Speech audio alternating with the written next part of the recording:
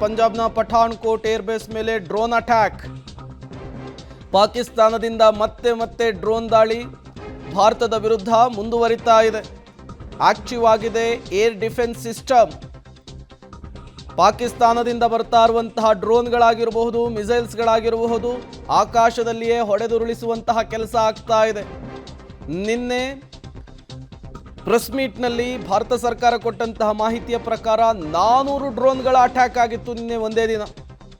400 ಡ್ರೋನ್ಗಳು, ಅದೆಲ್ಲವೂ ಕೂಡ ಟರ್ಕಿಯಲ್ಲಿ ತಯಾರಾದಂತಹ ಡ್ರೋನ್ಗಳು ಅನ್ನೋದು ಕೂಡ ಗೊತ್ತಾಗ್ತಾ ಇದೆ ಅನ್ನುವಂತಹ ಮಾಹಿತಿಯನ್ನು ಕೊಟ್ಟಿತ್ತು. ಅದಾದ ಮೇಲೂ ಕೂಡ ನಿನ್ನೆ ಕತ್ತಲಾಗ್ತಾ ಇದ್ದ ಹಾಗೇನೆ ಮತ್ತೆ ಡ್ರೋನ್ ದಾಳಿಯನ್ನು ಮುಂದುವರಿಸಿದೆ. ಪತರಗುಟ್ಟುವಂತಹ ರೀತಿಯಲ್ಲಿ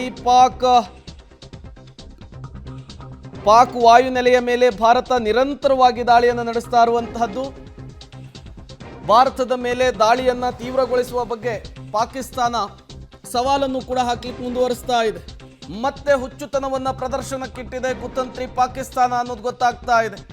ಪತರಗುಟ್ಟುವ ರೀತಿ ಉತ್ತರವನ್ನು ಕೊಡ್ತಾ ಇದೆ. ಭಾರತ ಪೆಟ್ಟನ್ನು ಕೊಡ್ತಾ ಇದ್ರೆ ಆದರೂ ಕೂಡ ಪಾಕಿಸ್ತಾನದ ಉದ್ದಟತನ, ಈ ರೀತಿಯ ಹೇಳಿಕೆಗಳು ಮತ್ತೆ ಮುಂದುವರಿತಾ ಇದೆ.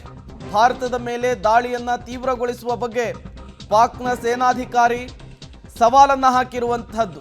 ಈ ಮೂಲಕ ಮತ್ತೆ ಹುಚ್ಚುತನವನ್ನು ಪ್ರದರ್ಶನ ಮಾಡ್ತಾ ಇದೆ ಪಾಕಿಸ್ತಾನ. ಆಪರೇಷನ್ ಸಿಂಧೂರ ಮೊದಲ ಹಂತದಲ್ಲಿ 3 ಉಗ್ರರನ್ನ ಮಠಾಶ್ ಮಾಡುವಂತಹ ಕೆಲಸ ಆಗಿದೆ.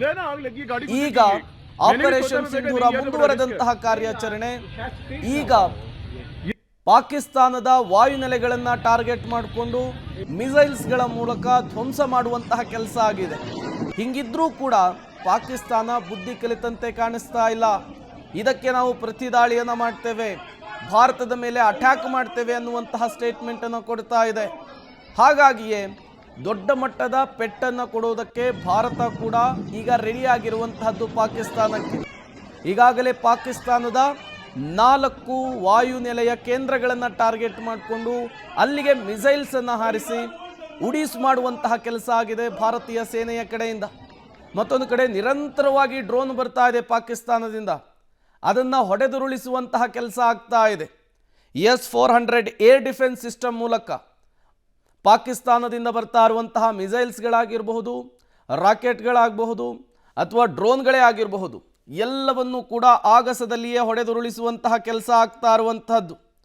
ನಿರಂತರವಾಗಿ ಈ ರೀತಿಯ ಕಾರ್ಯಾಚರಣೆ ಆಗ್ತಾ ಇದೆ. ಅದರ ನಂತರವೂ ಕೂಡ ಪಾಕಿಸ್ತಾನ ಈ ರೀತಿಯ ದುಸ್ಸಾಹಸಕ್ಕೆ ಕೈ ಹಾಕ್ತಾ ಇರುವಂಥದ್ದು. ಮತ್ತೆ ಇದೇ ರೀತಿಯ ಅಟ್ಯಾಕ್ ಅನ್ನ ಭಾರತದ ಮೇಲೆ ಮಾಡ್ತಾ ಇರುವಂಥದ್ದು.